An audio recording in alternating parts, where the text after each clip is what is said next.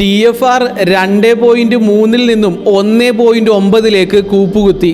പറഞ്ഞു വരുന്നത് ഇന്ത്യയിലെ പോപ്പുലേഷൻ്റെ ഡെൻസിറ്റി വല്ലാതെ കുറഞ്ഞുപോയി എന്ന് പരാതി പറയുന്നത് ഒരു ഇന്ത്യക്കാരനല്ല, മറിച്ച് എലോൺ മസ്ക് ആണ്.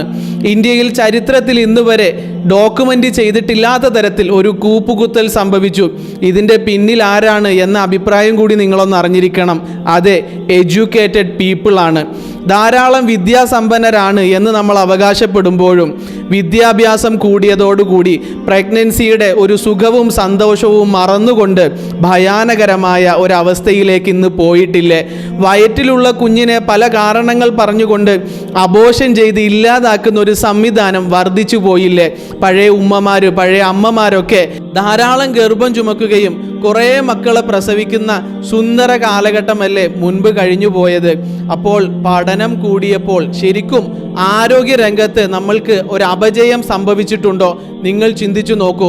ഇത്തരം ഒരു ചിന്താഗതി നിങ്ങളുടെ ഗൈനക്കോളജിസ്റ്റിന് ഇല്ല എങ്കിൽ എൻ്റെ ഈ വീഡിയോ അവർക്ക് ഷെയർ ചെയ്യൂ.